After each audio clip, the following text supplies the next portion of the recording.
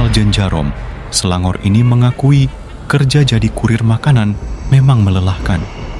Dia hanya punya hari Minggu untuk istirahat, padahal dia harus mengumpulkan uang sebanyak 8.000 ringgit atau sekitar 26 juta sebagai mahar pernikahannya. Namun, sejak kejadian Jumat malam baru-baru ini, Hasnan merasa takut dan ngeri jika harus bekerja hingga larut malam. Pasalnya, saat sedang pulang dari mengantar makanan, Hasnan mengaku diganggu oleh makhluk halus. Ceritanya, jam 2 pagi itu Hasnan pulang dari mengantar makanan. Dia sudah biasa pulang pagi sehingga tidak merasa takut sedikit pun.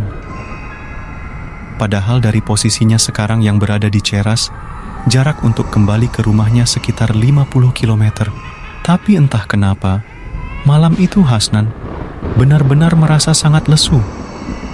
Dia tidak berhenti bekerja sejak pagi. Istirahat cuma sebentar dan hanya makan sebungkus roti. Setelah itu lanjut antar makanan untuk mencari uang.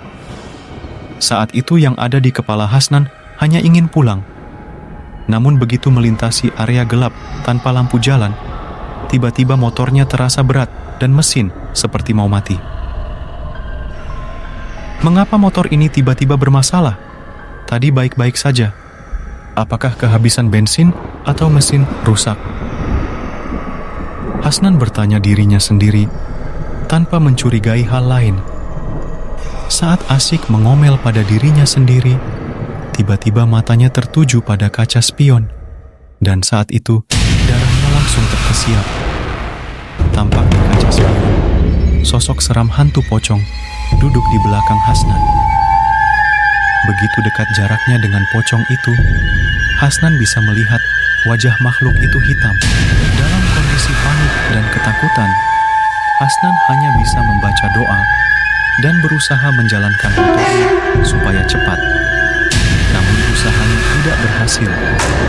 Dengan ketakutan, Hasnan pun berteriak sekencang-kencangnya kepada hantu pocong untuk pergi dan tidak mengganggunya.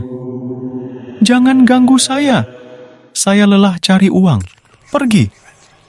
teriak Hasnan berusaha mengusir hantu pocong itu. Baru setelah melewati kawasan gelap selama hampir 5 menit, sepeda motor yang ditunggangi Hasnan kembali melaju kencang. Namun, Hasnan tidak menoleh ke belakang dan terus melaju hingga sampai di rumah. Sesampainya di rumah, Hasnan berusaha menenangkan diri. Hasnan berdoa dan terus berdoa.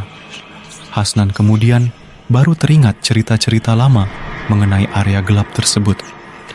Konon di daerah itu pernah terjadi kecelakaan maut. Saya dengar cerita tentang orang yang mengalami kecelakaan dan meninggal di dekat situ. Tapi cerita itu sudah lama. Katanya, jari telunjuk kiri korban putus dan anggota keluarga tidak dapat menemukan. Akhirnya, korban dimakamkan dalam kondisi jenazah tidak sempurna. Mungkin gangguan pocong di daerah itu ada hubungannya dengan kecelakaan itu, katanya.